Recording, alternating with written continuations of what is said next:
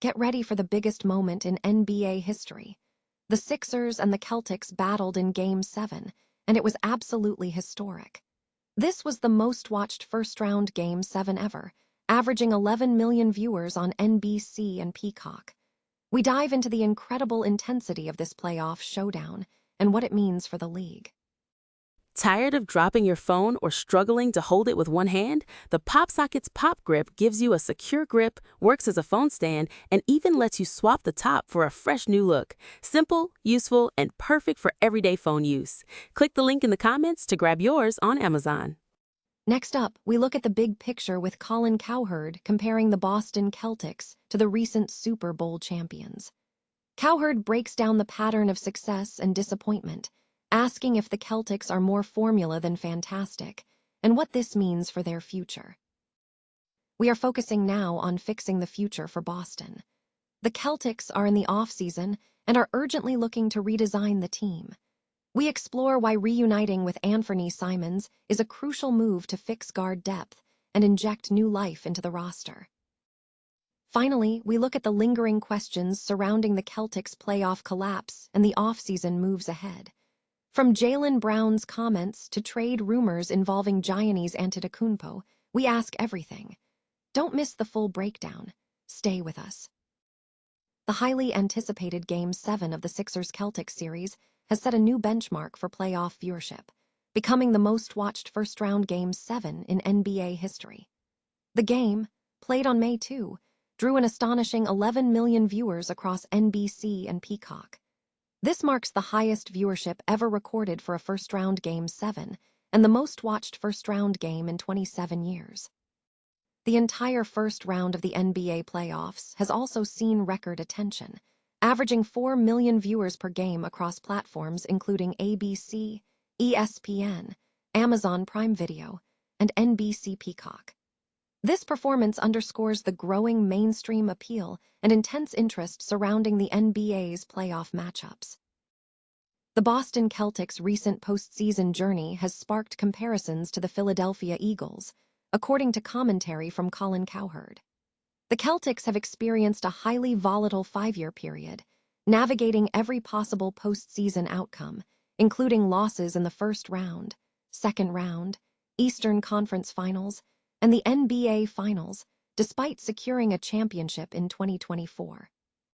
3 of their non-finals exits were particularly perplexing, as the team was heavily favored in those series, compounded by the injury to star player Jason Tatum in each instance. Cowherd drew a direct parallel between the two teams, stating, "The Celtics are like the Eagles. They've won a title, lost a title, and 3 head-scratching series." He noted that in 5 years, the Celtics have achieved a mixed record of winning and losing championships and navigating difficult series. Cowherd characterized the Celtics as being more formula than fantastic. He pointed to similar underlying issues in both franchises. With the Eagles, the concern revolves around Jalen Hurts' performance.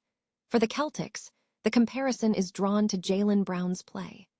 Furthermore, both teams are reportedly grappling with coaching challenges, with Nick Sirianni reportedly not inspiring confidence and Joe Mazzulla struggling with in-game adjustments.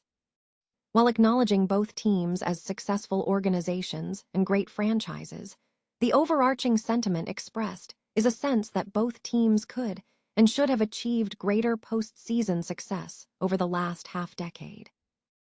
The Boston Celtics are entering a crucial offseason, looking to overhaul their roster following a disappointing playoff exit. A key focus for the team, according to reports, is the potential reunion with guard Anfernee Simons to address guard depth issues. Boston Globe writer Gary Washburn has publicly suggested that the Celtics should pursue signing Simons in free agency to bolster their guard depth. Washburn stated, "I would bring Anfernee Simons back on the mid-level." Simons had carved out a significant role for himself during his time with the team, serving as the 6th man for over half of the season, stepping up to provide crucial spark, especially while Jason Tatum was absent and Peyton Pritchard was starting. In 49 games, Simons averaged 14.2 points, 2.4 rebounds, and 2.4 assists over 24.5 minutes, shooting 40% from behind the arc, a skill set the Celtics desperately needed in the postseason. He also achieved a notable individual milestone by breaking the Celtics' record for points off the bench in a road victory against the Miami Heat. The decision to move on from Simons was part of a larger strategic shift at the trade deadline, when the Celtics traded him to the Chicago Bulls in exchange for center Nikola Vucevic, aiming to improve their interior depth for a deeper playoff run. Despite the trade, Simons' performance in the 6 games he played before suffering a wrist injury was impressive, with his statistics improving to 15.2 points, 2.8 rebounds, and 3 assists in 28.3 minutes per game. Analysts suggest that retaining Simons could offer several advantages. Beyond filling a guard role alongside Pritchard, he would help keep the team younger and potentially be a more cost-effective option than Derek White, who is reportedly entering a decline offensively. Furthermore, requiring Simons provides Boston with flexibility regarding White, should they pursue a trade for a different superstar. The Celtics now face the challenge of determining if they can afford to bring Simons back to address their guard deficiencies. The Boston Celtics are facing intense scrutiny following a disappointing playoff collapse, with multiple questions swirling about the team's trajectory and future direction. Post-elimination analysis has focused heavily on the performance, with several lingering questions concerning how the team managed to lose a 3-1 series lead to the Philadelphia 76ers. Key figures are under fire. Bill Simmons has sharply criticized coach Joe Mazzulla, suggesting he screwed this series up, while Kendrick Perkins has publicly roasted Jaylen Brown regarding his comments about officiating. Furthermore, there is significant discourse surrounding Jaylen Brown's recent statements, including remarks made on Twitch, which have drawn harsh criticism from Stephen A. Smith.